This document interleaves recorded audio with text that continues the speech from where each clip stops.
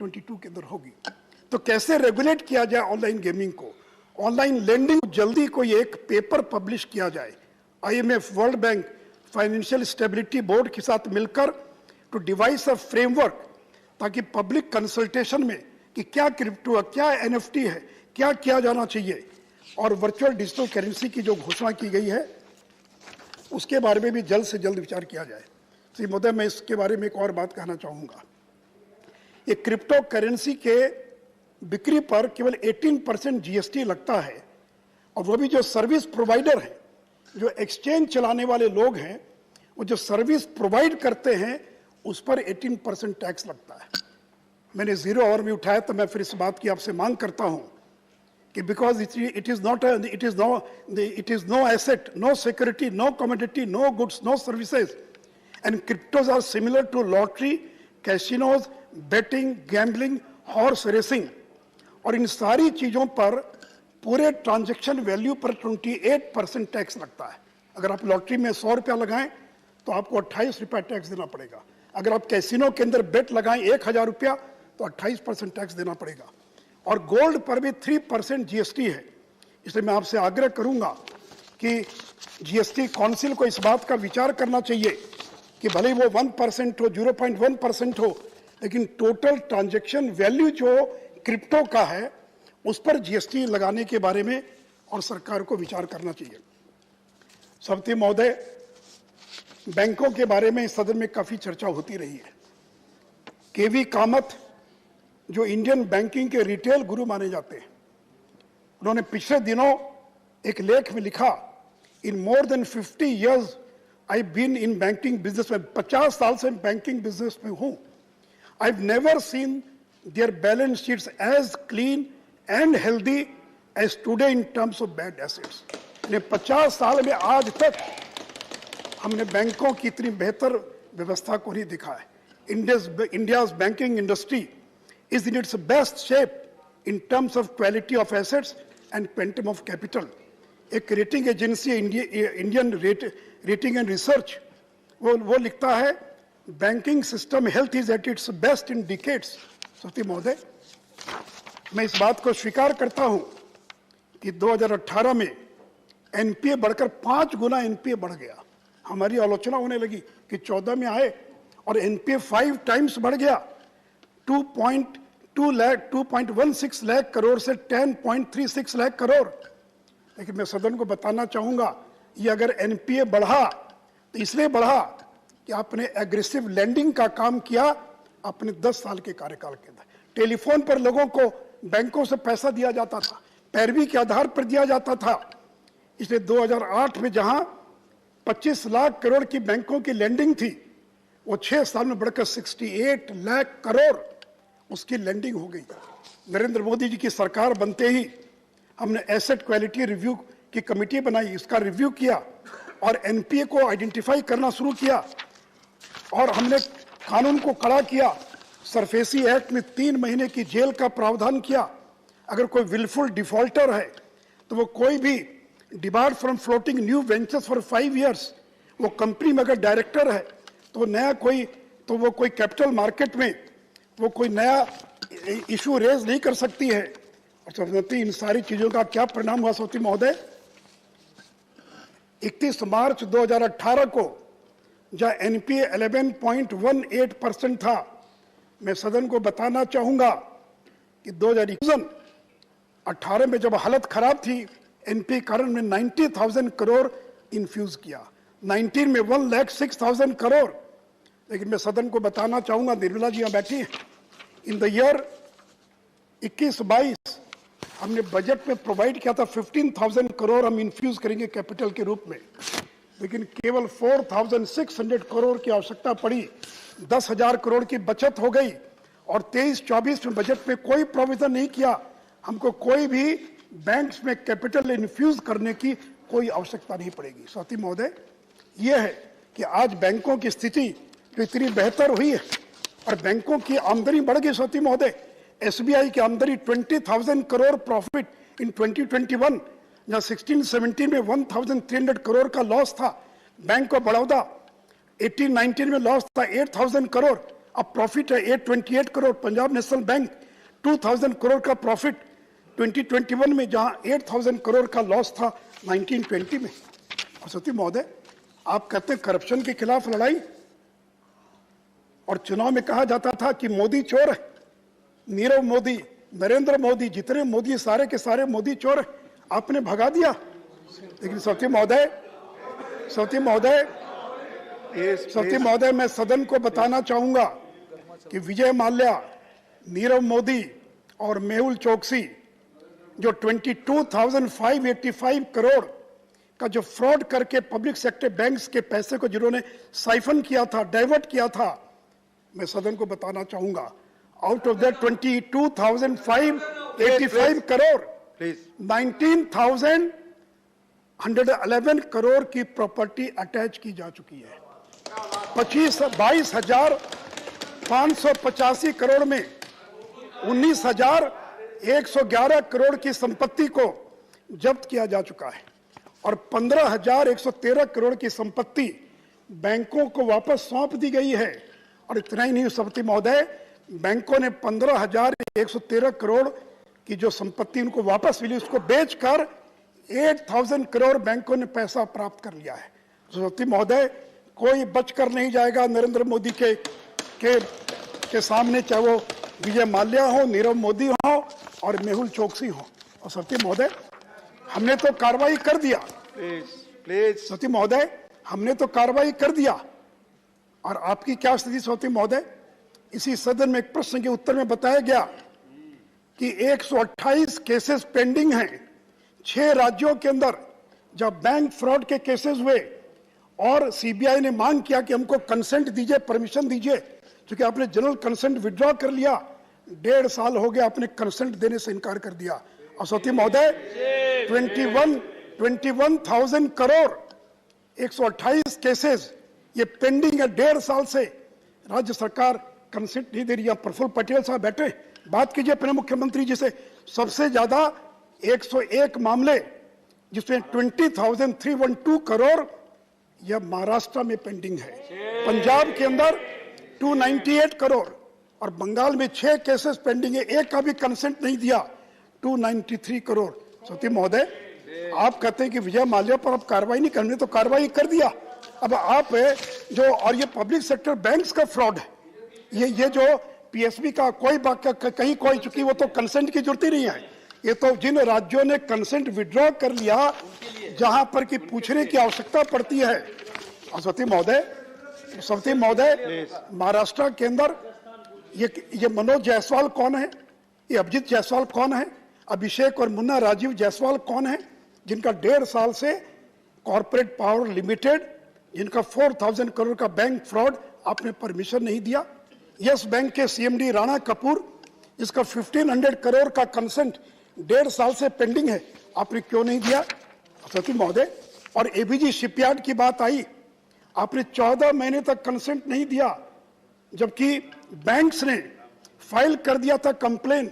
FIR करने में 14 महीने इसलिए लगा कि महाराष्ट्र की सरकार ने 14 महीना लगा दिया, लेकिन उनको कंसेंट नहीं दिया, और जब जाकर कंसेंट दिया तब जाकर सचिव महोदय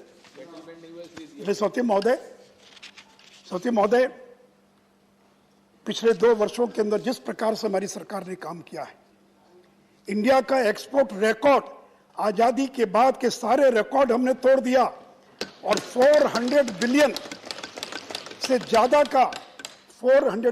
ज्यादा का 10 दिन पहले ही, और हमने एक्सपोर्ट का टारगेट पूरा कर लिया सती महोदय। और उसी प्रकार, और पीएम ने कहा कि local goes global, history has been scripted, milestone in India's journey towards Atmanirbhar Bharat. Agriculture export 23 billion का टारगेट हम पार करने जा रहे हैं। आज चावल का एक्सपोर्ट, भारत दुनिया का सबसे बड़ा चावल का एक्सपोर्टर है। हम 90 देशों को एक्सपोर्ट कर रहे हैं, और इस बार हम एग्रीकल्चर एक्सपोर्ट का पूरा टारगेट जो है उसको हम पार करेंगे। और वीट का एक्सपोर्ट सभापति महोदय 380% हम ज्यादा एक्सपोर्ट कर रहे हैं सभापति महोदय।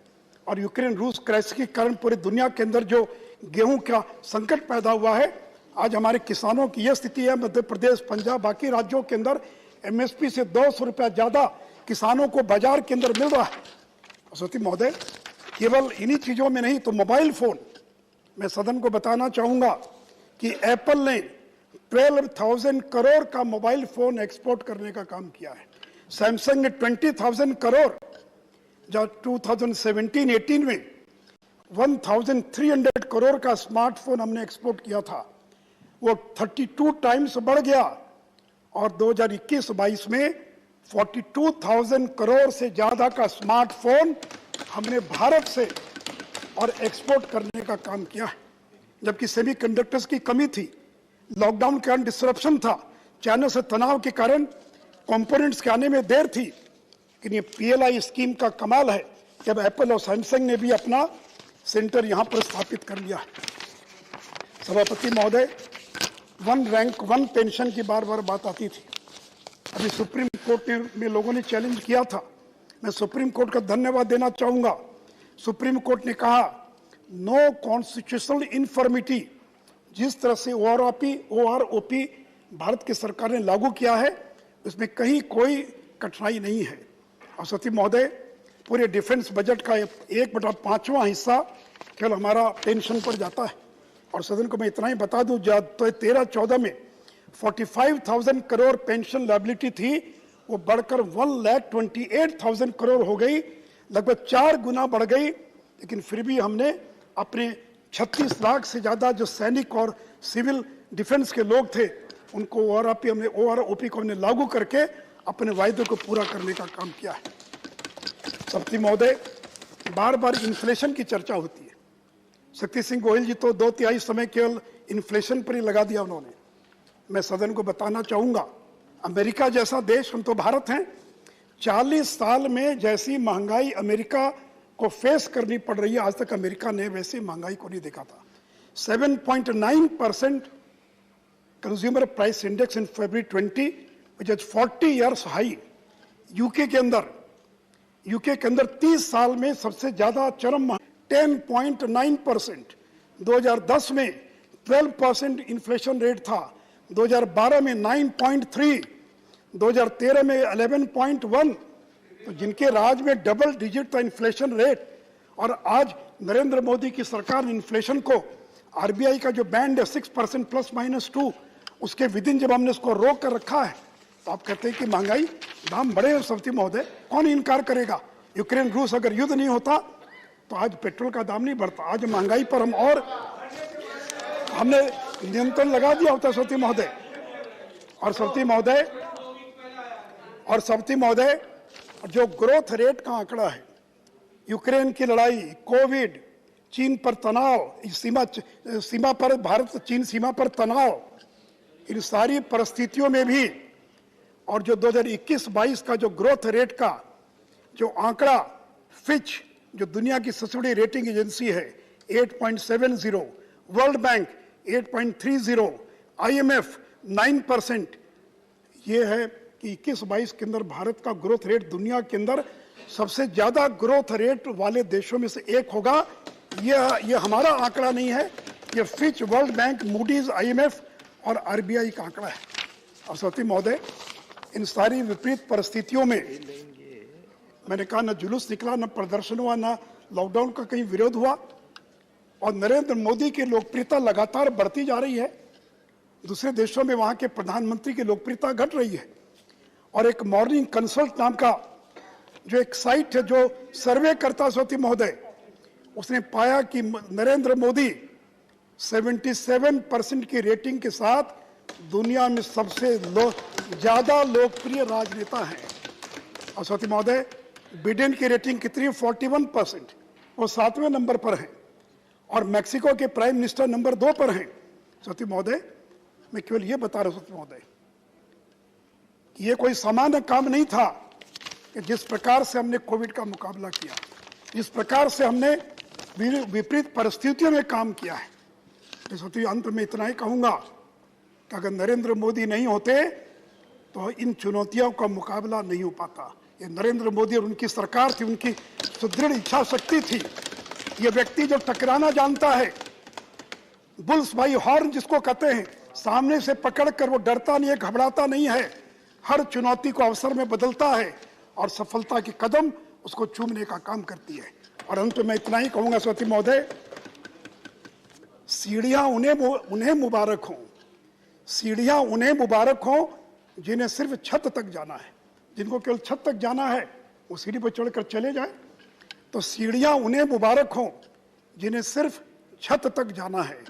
मेरी मंजिल तो आसमां है, मेरी मंजिल तो आसमां है, रास्ता खुद मुझे बनाना है, रास्ता खुद मुझे बनाना है।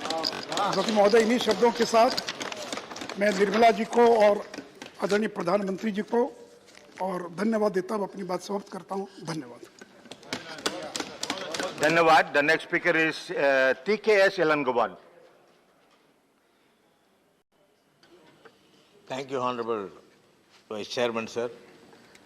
Repeatedly, I have been talking about the budget exercise, and repeatedly, I have been asking whether what good this budget has done to the people who were suffering for the past 2 years, their daily wages particularly. There is nothing in this budget for the daily wages. That is my grievance. It helps others, not the daily wages. And they were jobless for quite some time. When we ask about this, they talk about the injection for COVID dose, vaccination.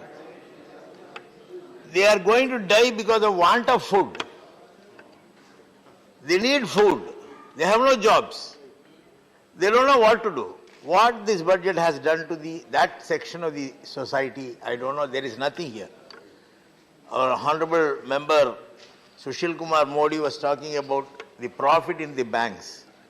I know how the profits can be made. The banks run by the funds from the depositors. If you reduce the interest for the depositors, profit will go up. It's a simple logic. And what is the rate of interest for the depositors 7-8 years back, and what is the rate of interest the banks are giving today? That is the question.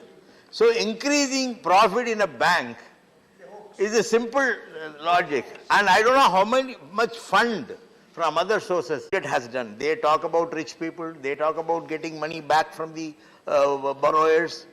But what is the progressive idea, progressive concept this government has? Not me. It's not Congress party or DMK party. It is a government's organization. They had said that the domestic consumption had gone down. Why? Because people cannot afford to buy anything. See, for a small vendor from a village, if he wants to take his things for sale to the nearest town, he uses a moped, a small motorcycle. He has to pay more on petrol. He goes there, but he has to increase the cost of his the product which he is going to sell. But there is no buyer. So he has to come back. He will also suffer. See, look at the people who are suffering. Don't talk of banks, don't talk of other things. The duty of the government is to ensure that the people does not suffer. What is the today's, can you give me figures on the below poverty line families today? Why they are doing it? What is the role of the government in protecting them? Nothing. There is nothing in this budget. Except for some colorful figures, there is nothing in the budget. This budget has failed in providing any good thing for the common man, the poorest of the poor.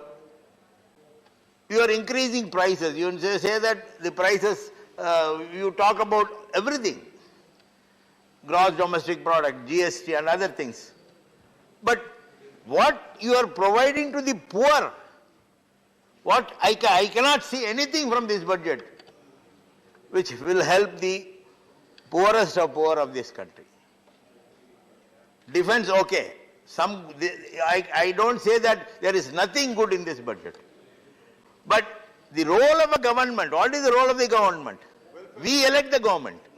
We elect the government.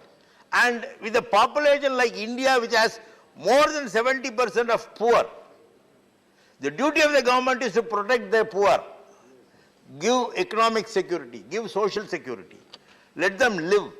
You don't know. You can vaccinate people and save their lives. But you have to try to stop people from dying without food. What your government has done, there is nothing in this budget. Everything goes up, all prices go up. How can a person buy food grains, food materials for his use? One thing, sir, in 2019 this government had said, repeatedly I am telling you, there will be 150% of product cost for agriculture will be provided as MSP. Now the farmers who had withdrawn their agitation after these three bills were withdrawn, they are demanding, you tell me about MSP. You are not talking, the government is not talking. The government does not talk about the MSP because that is the promise made in the House. The 150% MSP as recommended by MS Swaminathan committee was made in the House. Prime Minister very proudly said, this Congress government did not act on MS Swaminathan committee report. We acted. What is the act? There is nothing. This very simple promise of providing 150% of the cost price as MSP is not announced even today. Private players, as our friend Shakti Singh Goyal was talking about Jio. There was a joke in our, which I read in the Facebook. Somebody, small boy asked his father, Father, Jio is a government company? Father answers, no, my dear son, the government is Jio's company. That is the joke. So that much of privatization is taking place in this country. Why? Make in India. When what we are making in India is stopping. And you call for make in India. So the problem with this government is they want to say something which is factually wrong. They want to do something which will not do good to the poor, but do good to the rich. And the budget, every budget, 9th budget, see, I am repeatedly telling that every budget has a very promising features, but in practice, nothing is promising. Every year we are deteriorating. Our poor still stand as poor. With these words, I conclude, sir. Thank you. Thank you. The next speaker is Dr. Amar Pradhan. Patnaik. I'm sorry. Patnaik.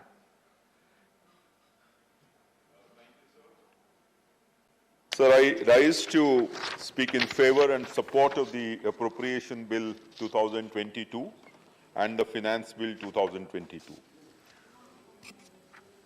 However, while doing so, sir, I would like to make certain suggestions, certain concerns that India should be worried about, whether this government or when they were there, all of us should be worried about, all members of parliament, the entire country should be worried about.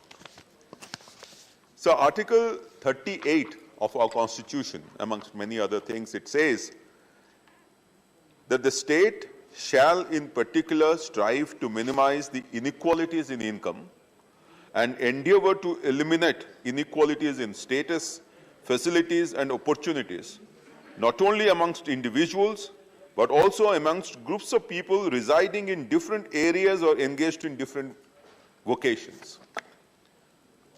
My concern is, which I want to flag here, whether we have achieved this. So, allow me to quote the Gini coefficient, which is a measure of inequality in society. From the year 2000 to the current year, 20 years period, the Gini coefficient has increased from 74.7 in 2000 to 82.3 in 2020. So while we are talking about growth, the GDP growth, the economic growth, increasing the size of the cake, what we have actually increased also simultaneously is the inequality in society. We have to think about this. We have to think about our economic policy as to why the inequality is not decreasing. What we call as growth is not becoming as inclusive as we would have liked. where the GDP, economic GDP, is increasing. In what is considered acceptable as a means of judging the performance of the economy, if the incomes of a few people, which was 45% of the total income wealth in 1981, it decreased to 22.9% in 2020. 3.2 crores people, middle income population, the size of the middle class decreased. 5 out of 6 multidimensionally poor are SC, ST or OBC. 12% of poor live in female-headed households. So therefore, we need to have greater investment in education, health, nutrition, and the purchasing power of people that hovering around 10.7% in currently, and last 5 years, 9.9%, 11.22%. There has to be something to increase our tax GDP ratio. Some way, some method has to be devised. One of the ways which I am going to plead for here is and which I think is something that the finance bill has missed, is the reintroduction of wealth tax or a COVID tax. How do you generate resources for meeting social sector expenditure?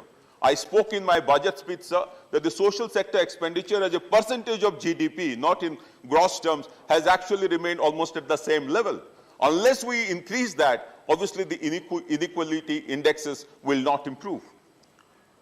Now, I have certain figures to say that if you impose this tax, as per the Oxfam India report, 1% of wealth tax on the 98 billionaires would finance the Ayushman Bharat for more than 7 years. 1% tax on wealth of 98 billionaires can take care of total expenditure for school education and literacy. 2% tax on individuals with an income of over rupees 10 crores could increase the ministry's budget by an astounding 121%. I would plead that we need to do something to get this revenue so that we can spend on social sector. This is on the appropriation account in macro terms. Now let me go to the finance bill, which has significantly good things in terms of capping the long-term capital gains tax at 15%, the SOCOS notice being made mandatory before you readjust the taxes after a reassessment. There are many good things. The dispute resolution panel. But I think the biggest concern, as Sushil Modi ji was also saying, about the digital assets. While the definition is not clear and the regulations are not there, therefore naturally it is understood that the taxation guidelines are not very clear. He had made suggestions to increase the taxes. I leave it to that, but before that, very importantly, one has to reach the definition. What constitutes a virtual digital asset in an age in which technology is literally generating new virtual private digital assets almost every year, every second. There is a confusion over there as to the set-off of loss on VDA with capital gains on transfer of VDA. Now, if it happens during the same year, whether the set-off should be happening or not, on the same kind of VDA. Now, that's something I think needs clarification. On the TDS, the problem is of traceability. If the buyer may not even be able to identify the seller at all, the buyer may not be able to identify the seller. In that case, how do you collect that particular tax? And also the cost of acquisition. So I think the virtual digital assets ecosystem has to be defined in a much bigger and much broader way.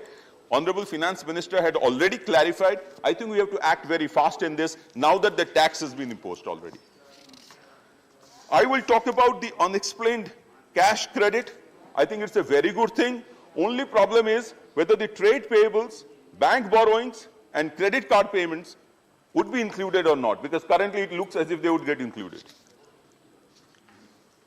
The faceless assessment scheme, sir, which everyone is talking about, and I'm sure each one of us who has been paying income tax has faced some kind of technical glitch or not. I think that still requires attention from the government to solve that.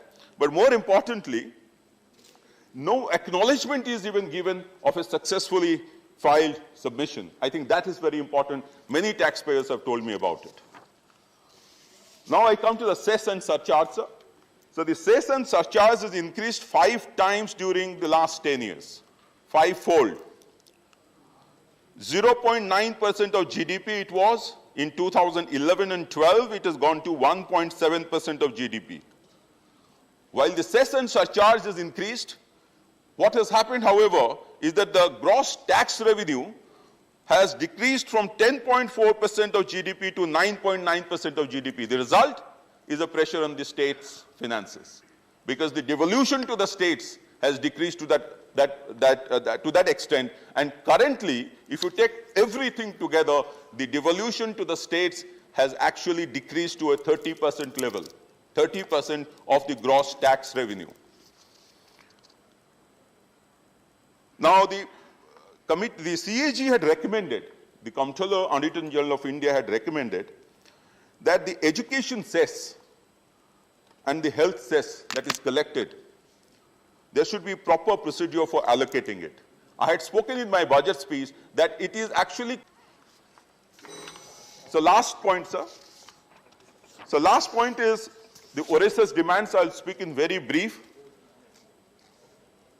We are moving in technology. The budget emphasized heavily on technology, rightly so. But 25% of villages in Odisha are without internet connection. 25%, 6,999 villages out of 25,000 villages. And it requires 2,500 mobile stations, towers, to meet this. When will that happen? Even now, 1,623 crore of GST compensation is pending. Subsidy to be returned by the FCI for procurement of paddy, which is one of our most significant agricultural operations, post-harvest operations, is still pending to be given. And there is no clarity as to whether Government of India would lift 15 lakh metric ton of fortified parboiled rice.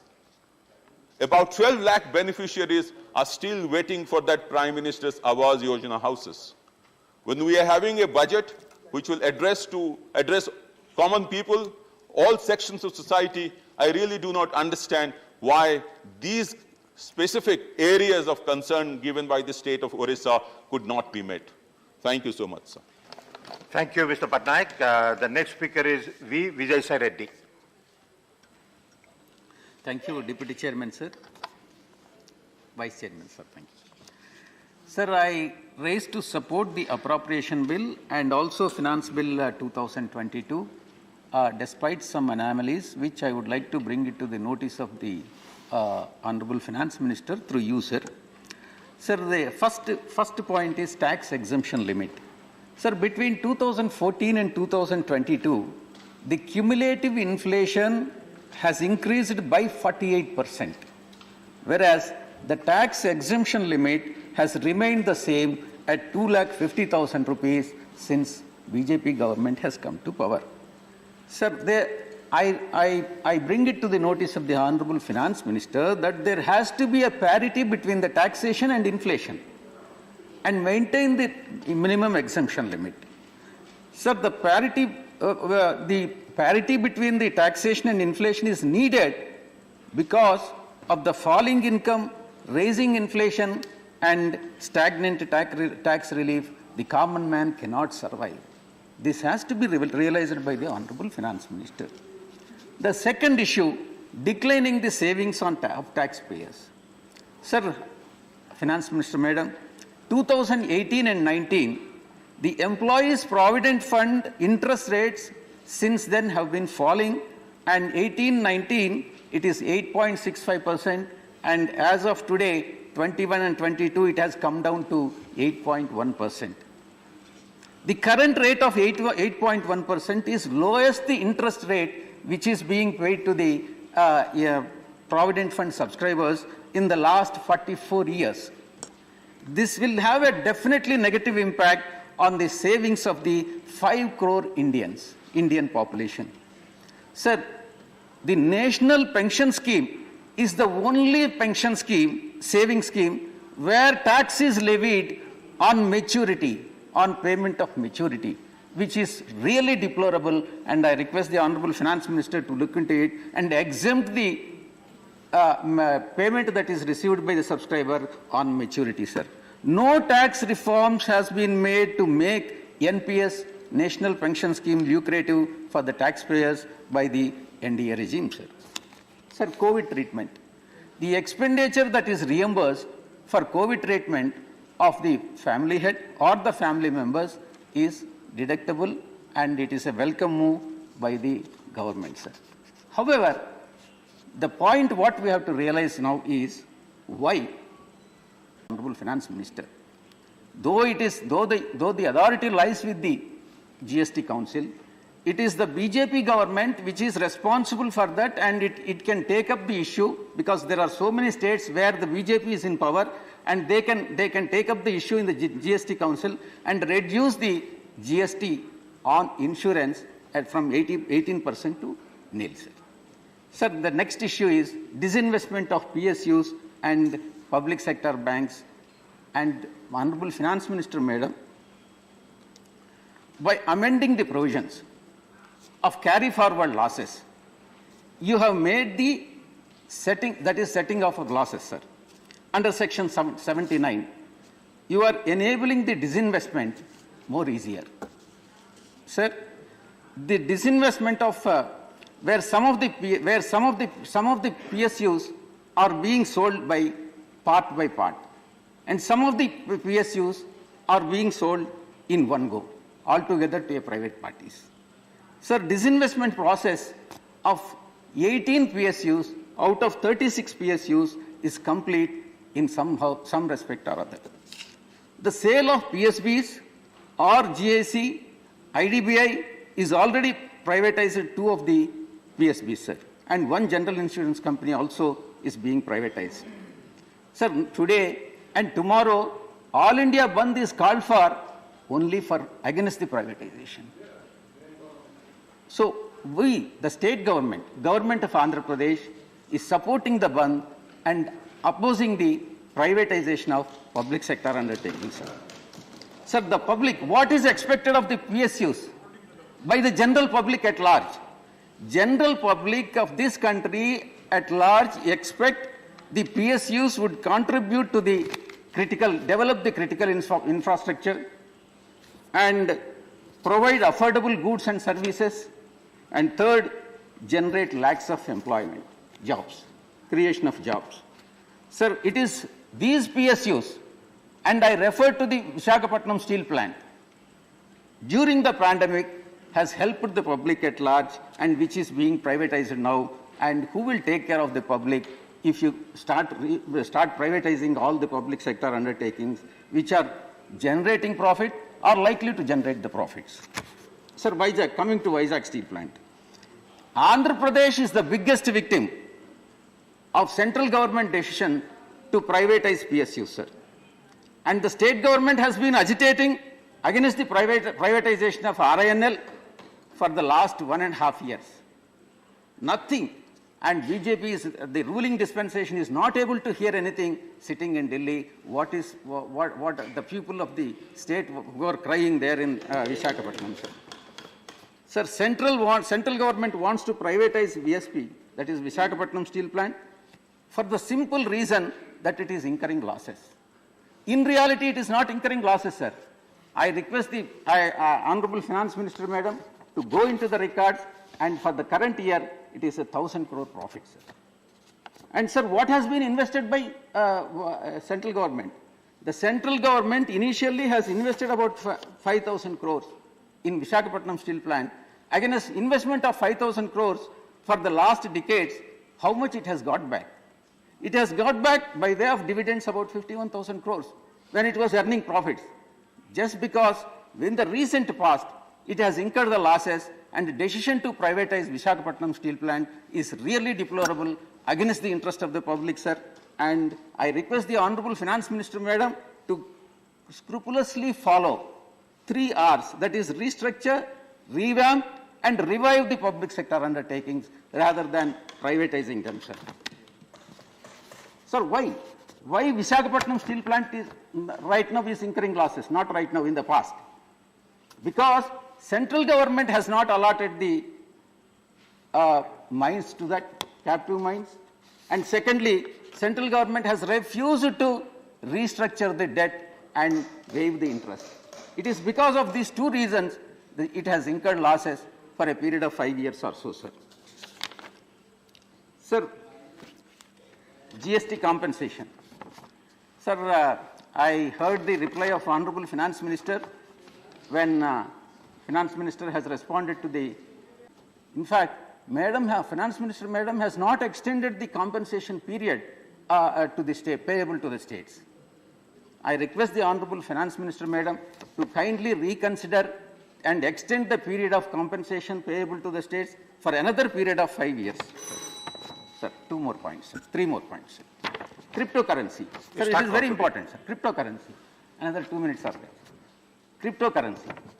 For the last 4 decades or 5 decades, Congress has ruled the country and now BJP is ruling the country.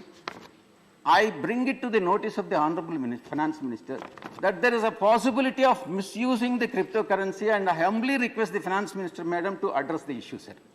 And sir, any transaction that is not routed through the exchange, there are about 150, less than 150 exchanges in the world, sir, cryptocurrencies exchanges. Any transaction that is not routed through the exchange, and the transaction that takes place between the two individuals, myself and my friend Ramesh ji, how the government will come to know? See, according to me, there is a possibility of Congress or BJP opening 90 crore accounts and transfer the funds through DBT, sir. Direct benefit transfer scheme to buy the voters, to lure the voters. So this has to be addressed, sir. And finally, sir, very important amendment to the Finance Act. Madam has proposed and amended Section 147 of the Income Tax Act, which Congress party has misused for 4 decades, sir. Sir, assessing officer, there the words that have been omitted from the section is, according to 147, an assessing officer who has a reason to believe that the income has escaped assessment, he can reopen the assessment. Now, that reason to believe has been omitted and dropped by the Honorable Finance Minister Madam last year. Now, assessing officer has got an unfettered freedom. Whether he has a reason to believe or not, he can reopen the assessment. Now, we are the political parties and regional political parties on which the ruling dispensation can take the vengeance. And earlier they have taken the vengeance and they have foisted, so Congress party has foisted so many false cases. So I request the Honorable Finance Minister Madam to kindly look into 147 and then restore the amendments that have been made in the last year, sir. And last point, sir, Section 10, subsection 23C. The charitable institutions, they are all charitable institutions. They are not discretionary trust. Charitable institutions which are covered and comply with the conditions of Section 10, subsection 23C have been, and conditions have been made more stringent and imposed, and stringent conditions are imposed at par with those of the trust covered under Section 11 and 12. By doing so, we are not doing justice to the charitable institutions, sir. I request the Honorable Madam, Finance Minister Madam, the government can very well delete Section 10, subsection 23C and make all the trust claim benefits under Section 11 to Section 13 of the Income Tax Act. Such a step will simply simplify the law, and there will not be any separate category of special status of the trust claiming exemption under Section 1023C, sir. Thank you very much. Thank you. Thank you. The next speaker is Dr. V. Shivadasan. Respected Chair of the Honorable August House, here our Honorable Member Vijayasai Reddy referred the struggle of workers, and also he supported the struggle. Today, while we are sitting in the House, while our workers of the country is on the street, their demands is directly linked with the policy of the government. Sir, they are demanding for a better life for the people of our nation. They are demanding its native land. Why you are not speaking the sweet sound of the river? Then he answered in his poem that, come and see the blood in the street. Come and see the blood in the street. Sir, I think this is the very important point. So you are telling us the garden is yours, not ours. Sir, I am telling, sorry, this is not work in our nation. Our nation, our great nation, India is built by the sweat and blood of the workers in our country. India, the great nation, built by the sacrifice of the peasants. India, the great nation, built by the martyrdom of youths. So this country, the workers will fight against the policies of the government.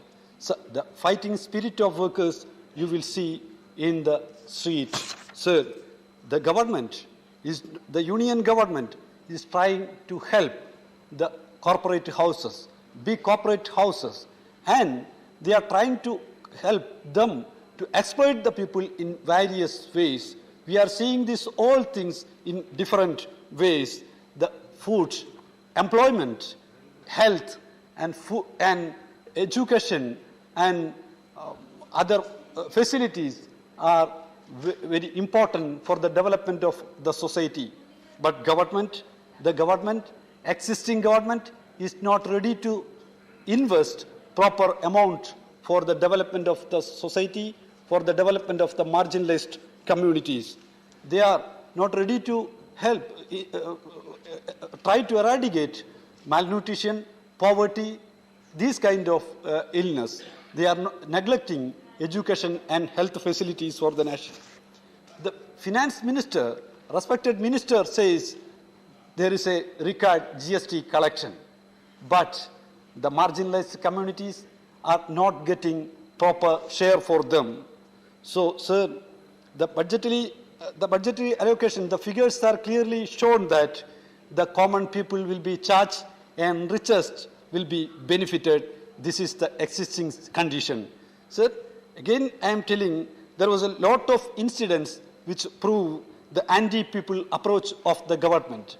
One of these, sir, related to the midday meal system. 1,500 crore rupees has been reduced in this year present budget. So it will affect the students, especially those who are from the marginalized section. Sir, currently in India, young children are facing lot of crisis. They are facing different problems. We see child mortality, maternal mortality, stunted growth, wasting, and anemia. So the number of anemic children in India is the largest in the world. Sir, now the world is discussing the situation in Sri Lanka. There, the common people is in the long queue for getting a piece of bread and water. Sir, I am adding something related to this, sir, but in India, the anemic children is 94 million. Sir, 94 million, it means this 94 million means this is 4 times of entire population of Sri Lanka. That means 4 crying Sri Lankas are here. Here in India, starving Sri Lanka, 4 starving Sri Lanka is here, sir. So again, another thing is, sir, now we are discussing the Ukraine issues. There, the bleeding war field of Ukraine. Sir, the number of the anemic children in India is the more than the 2 times of Ukraine, entire population of Ukraine. So this also will be discussed here, sir. Sir, UNICEF report says that the major portion of the death of children under 5 is related to malnutrition. every day in India. More than 4,500 children die. In a single minute, we are losing 3 children. Sir, in Global Hunger Index 2021, the position of India 101 out of 116 countries. Sir, Global Hunger Index has been prepared on the basis of the performance in undernourishment, child wasting, child stunting, and child mortality. The report of National Family Health Service, NFHS 5, has shown the status of India. In these areas, in India, we will see these all cases. A huge urban-rural divide also we are seeing. The extreme divide between urban and rural areas is pointed in the report. Sir, in neonatal mortality rate, the child death before the first 28 days of the birth, urban is 18, rural is 28, average, national average is 25.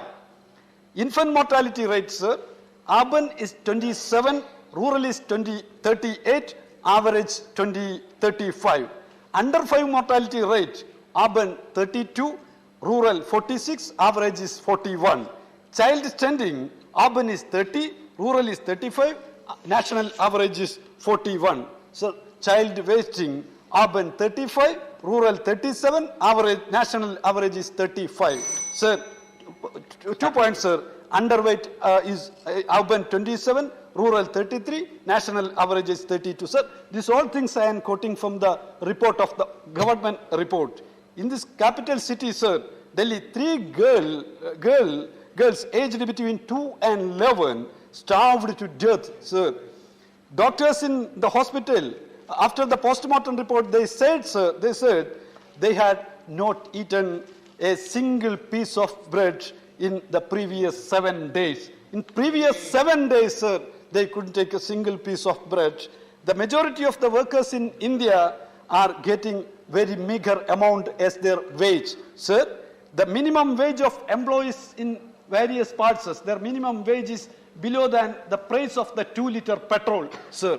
And there is a huge decrease in the real wages of the workers. The existing wages to the workers is not sufficient for to buy even a liter cooking oil. So even a cooking oil, they are unable to buy with their wages, sir. Sir, the workers have their own dreams. They have dreams for better education. They have dreams for better food, for clothing, and these all things are, everybody have their own dreams, but they are unable to fulfill their dreams with this wage. The workers of the world unite is the word is in our hearts, sir.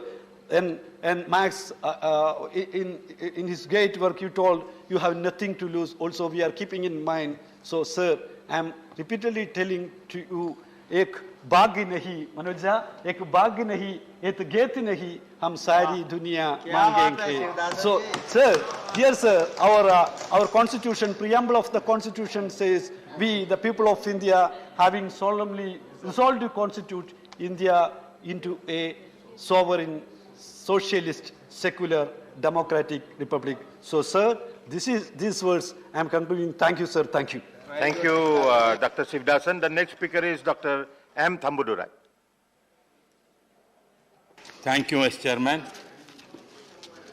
The 4th Union Budget presented by the Finance Minister, Srimati Nirmala Sitharaman, on 1st February 2022 was like a booster dose for the economy in the endemic, post-endemic era, wherein the government has chosen to lead the path by heavily increasing the capital expenditure to create a cycle of high growth, employment generation, spur in the consumption, which in turn is likely to bring buoyancy in revenues rather than going for the fiscal squeeze, which is required to take India to the next level. Sir, I want to make one thing very clear. Some of our opposition members accused the Prime Minister has not taken keen on the poor and others. There is no development like that. I want to say, sir, the budget seeks to lay the foundation for achieving the vision of the Prime Minister of India, Narendra Modi ji. For example, if you take agriculture, agriculture is giving more importance during Modi period. He allocated lot of money, and also the agriculture workers, the rural area, is getting lot of incentives, and they have given the money for them, putting in their accounts to give purchasing power and the employment opportunity. And also, you know very well, when we are facing this pandemic situation, how the Prime Minister acted to see that to boost get the more vaccinations for that, for encourage our Indian manufacturers to that, laboratories. He visited physically, taking the risk of his life. He visited most of the labs and to see whether it's going on or for the country. That way, he is such kind of a man. He has taken so much stress for the poor people and for development of this country, and also the vaccines which produced also exported to other countries also. That way, he is concerned for other states, other countries also. That way, he showed his human kindness. We have to appreciate that, sir. Regarding the last time also in the question number you have seen, in the employment, our Honorable Minister is Labor and Employment Minister is there. I raised a question. At that time, he answered how these recent years the employment ratio increased year by year. That showed that employment opportunity. How is our Prime Minister giving to the youth? Is especially for education, health, and other sectors is showing. Especially, sir, if you take schemes-wise, if you take also drinking water scheme. Yes, allotted a lot of for that. Then also for housing scheme, Prime Minister allotted a lot of fund for that. For roads, historical allocation given for the road development. And also education also same way. Defense, he is more concerned about the security of this country. That is why when Prime Minister has taken over this reins of this country, he is concentrating more on the defense sector to see that external threat must not be there, especially from Pakistan or China and other countries. That shows this capacity, how that when he is investing more, employment is also getting, sir. And also, especially MSME sector. MSME sector is given more than 9% of that thing has been increased to give them a lot of employment opportunity. Sir, I want to say some things regarding the Tamil Nadu also. Sir, Edappadi Palaniswamy, as a Chief Minister at that time, a lot of welfare schemes for socio-economic schemes. He implemented that based on our Amma, Madam, who has done Jyotiraditya ji at that time, same way he has done what MGR also did. But our Elango said this government is not caring about the poor people. Repeatedly go on arguing this government is not bothering about the poor people. There is no socio-economic development interest. Sir, I want to put one question to the honourable members. When they present the budget in Tamil Nadu, what's up the budget that Tamil Nadu is implement? They never included what the promises they made in the election phase. For example, every 1,000 rupees will give every family members. Whether implemented or not. No, I'm telling, because when you are, sir, and also, for example, 2,500 rupees, our Edappadi Palaniswamy is given the every household car holders in the pandemic situation. Not only pandemic, Pongal gift also is given. But that has been withdrawn. Sir, Mangal Sutra is a big, good scheme for poor people giving gold to the Thali Tangam. Madam Jyotiraditya has brought. It is his time. But it's not your time, it's his time. Let him speak. Because when you said, sir, when you said that there is no, this government is not caring about the poor, whether that government is caring about the poor, I want to ask them. Thali Tangam, there is a good scheme for the educated people, poor people. Madam is into the scheme. That scheme implemented very well by Edappadi Palaniswamy. But now this government has stopped. Then how can if they come and discuss and criticize this government, when Modi is giving a lot of welfare programs, so many, Madam Sitaram from Tamil Nadu, she has coming giving a good budget when everybody is appreciating. Why has to go on telling there is socio-economic neglected, this same word that DMK has gone telling. Which they neglected this kind of programs. That is why what we are seeing that, sir. This is another thing, sir, regarding education. Sir, our country needs 5 sectors we have to concentrate. One is agriculture. Second is education. Third is health. Fourth is defense and other industrial activities. We appreciate that, sir. But what I'm suggesting, sir, education side, health side, we require giving a lot of importance, which our government is coming forward. But I request Financial Minister, one problem is facing self-financing institution, trust, what our trust recently said, our Andhra friend has said just now, Reddy has said, trust tax, to pay the tax in the country means, can the government able to run the government? Therefore, same way, if your trust cannot have the money, in the parents, how they give salary to the workers or teachers, or so many institutions are suffering that. Therefore, I am requesting the Honorable Finance Minister look into this. How the Trust Act is not a correct one. It's going to affect the so many employed people, many teachers and other workers in the country. They're suffering a lot because of that. Government is not in a position to finance for the institutions. Government is, the bank is not going to give loan that. How they going to rent that? Therefore, that's the lacuna which created by the Congress government that has to rectify this present government, seeing this situation, sir. This I am requesting. Same way, income tax. Income tax department, madam has given certain concession last time. Appreciate that. At the same time, previous government, nothing done. I know that. But now, once again requesting Honorable Finance Minister to see sympathetic with the salary class people. When price index is gone increasing, your slab is still you are maintaining that. Therefore, they are not in a position to pay that. Therefore, I humbly request Honorable Finance Minister to look into salary people problem, how you can further give concession. That is my humble request. I pray I may welcome this budget. It's a fine budget. It's a sympathetic, socio-economic based on that. And also, Narendra Modi ji is very concerned about the poor people, and he has brought so many schemes, well-known schemes. I once again appreciate this government, sir. Thank you very much. Thank you. The next speaker is Sukhendu Sagar.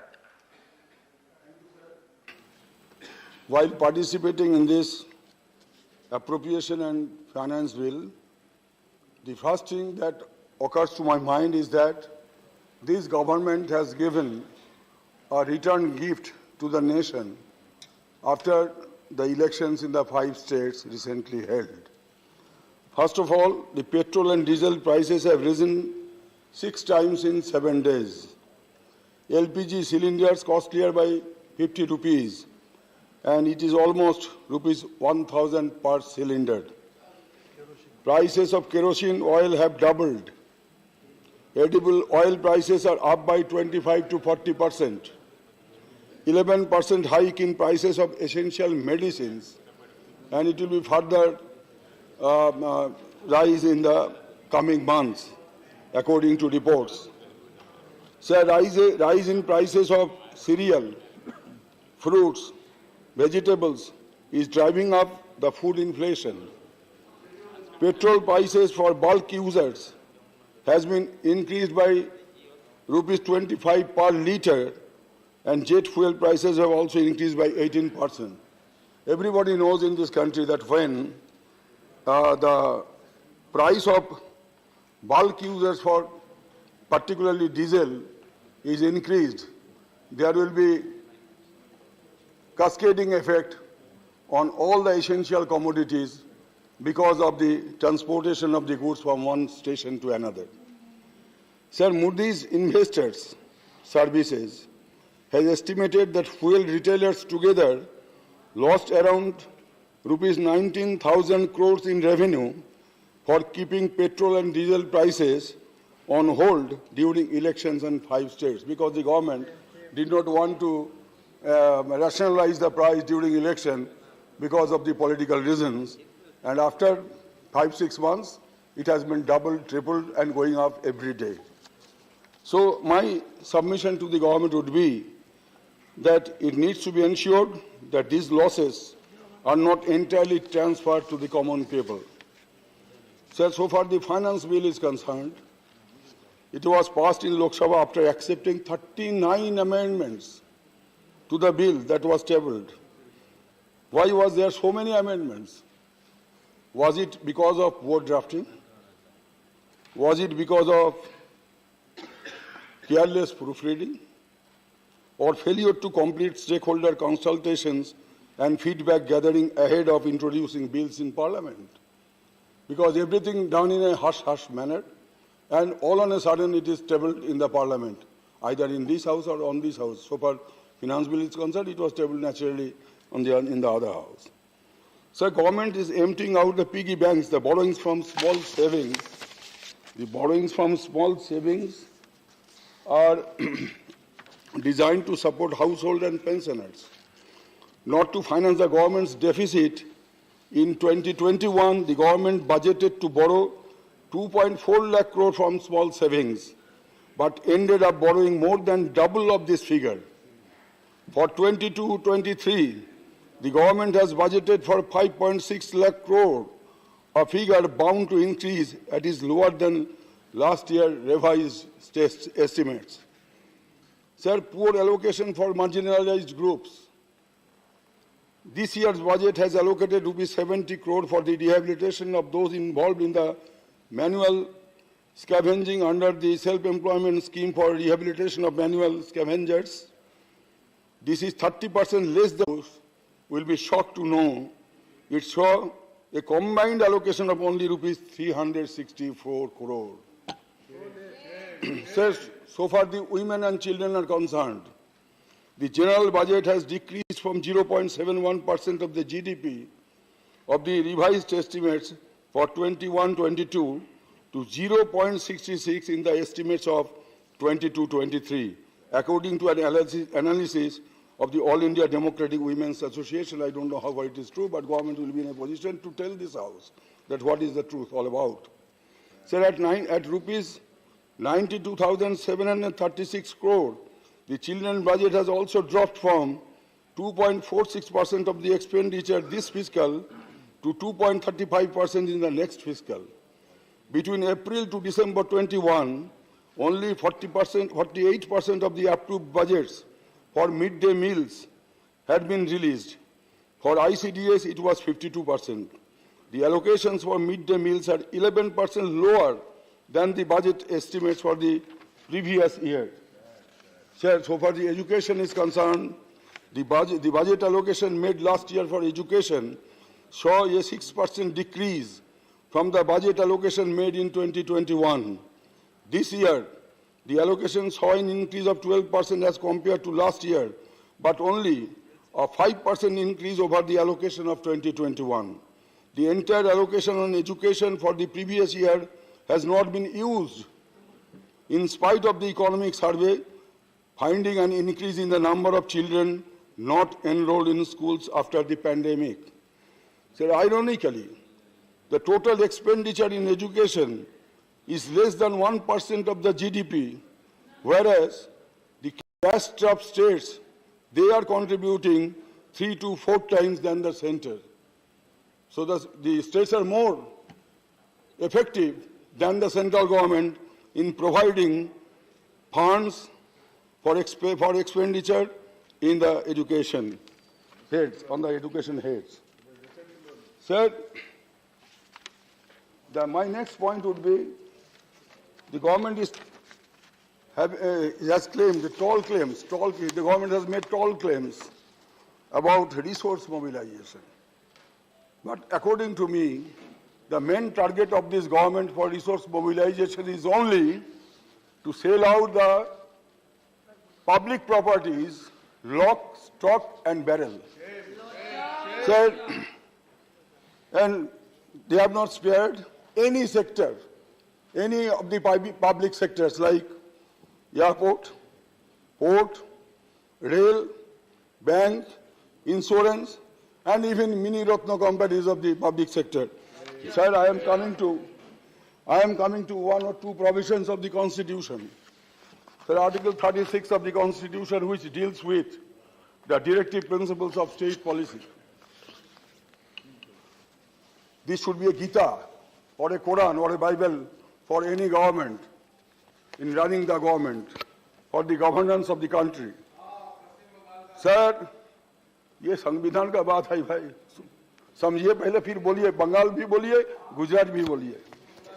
Sir, my next point I am submitting to you.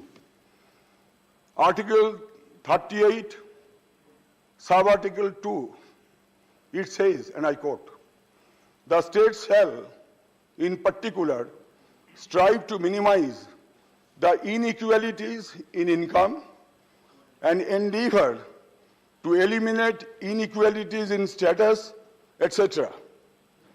Then, Article 39, Clause B, that the ownership and control of the material resources of the community are so distributed as best to serve the common good. And next, Clause C, that the operation of the economic system does not result in the concentration of wealth and means of production to the common detriment. And what is happening? When the Modi government came to power or the BJP government came to power, rather, I stand myself corrected. When the BJP government came to power in 2014, there were 103 billionaires. And they had 22 lakh crores of wealth at that point of time. And in 2021, that is last year assessment, 142 millionaires, they rose from 103 to 142. And these 142 billionaires are having 53 lakh crores wealth. And what is our budget, total budget coverage? Only 35 lakh crores. So government budget coverage is 35 lakh crores, and 142 billionaires, they are having 53 lakh crores of assets. So this is the inequality which is not only detrimental to the common good as enshrined in the Constitution under the head of directive principles of state policy. Therefore, I urge upon the government to follow the constitutional provisions in letter and spirit rather than to sell out everything to the big corporates, the crony capitalists. It seems to mobilize resources, this government has become bankrupt or insolvent, and the insolvency and bankruptcy code may be made applicable for the government also, because the figures I have mentioned before you, it is crystal clear from the figures that the government has totally surrendered to the crony capitalists, and all the economic policies of the government, they are being dictated upon by the crony capitalists, and this government is only implementing their policies. So this is an agency. This government has become an agency of the crony capitalists. So this is my submission, sir. Thank you very much. Thank you. The next speaker is Bisambar Prasad Nizar. धन्यवाद उपसभापति महोदय. विनियोग विधेयक 2022-23 के लिए मैं Samajwadi party के राष्ट्रीय अध्यक्ष माननीय अखिलेश यादव जी, प्रोफेसर रामगोपाल यादव जी की तरफ से बोलने के लिए खड़ा हुआ हूं. जहां आज पूरे देश में बैंकों की हड़ताल है, आज हम सदन में विनियोग विधेयक पर चर्चा कर रहे हैं. पूरे देश का लाखों बैंक एम्प्लॉय जो है, जो सरकार की गलत नीतियां हैं, निजीकरण को लेकर के जो है आज बैंक 2 दिन की हड़ताल में है. हम अपनी पार्टी की तरफ से उनका सपोर्ट करते हैं, मांग करते हैं कि जो बैंक कर्मचारियों की जो समस्याएं हैं, जो निजीकरण है, बंद किया जाए. गांधी जी ने बैंक गांव-गांव में बैंक खोलने की व्यवस्था कराई थी कि गांव का आदमी गांव में बैंक रहेगा तो गांव में पैसा जमा करेगा, लेन देन करेगा. आज सब प्राइवेटेशन हो रहा है, जिससे किसान, मजदूर, गरीब सब परेशान है.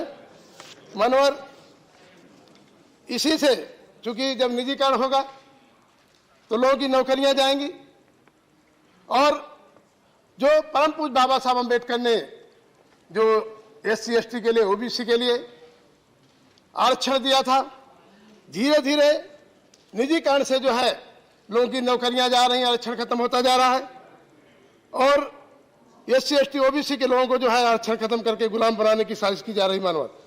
इसीलिए OBC के लोग मांग करते हैं, जो देश की आधी आबादी से ज्यादा लोग हैं, कि हमारी जाति जनगणना करा ली जाए और हमें आबादी के हिसाब से सभी सेक्टरों में भागीदारी दी जाए। मानो अभी हम देख रहे हैं, लगातार बात चल रही है, अभी डीजल पेट्रोल के दाम, जब उत्तर प्रदेश में चुनाव था, 5 राज्यों में चुनाव था, तो 1 महीना डीजल पेट्रोल के दाम नहीं बढ़े।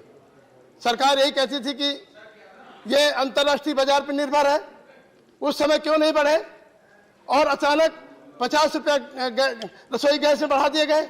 डीजल पेट्रोल के दाम रोज बढ़ रहे हैं और जीवन रक्षक दवाएं जो आम आदमी की दवा है वो जो है कई गुना बढ़ने जा रही हैं, और पैरासीटामोल भी। और हम देखते हैं जीवन रक्षक दवाओं के लिए 10 गुना से लगा के 200 गुना तक दाम उनके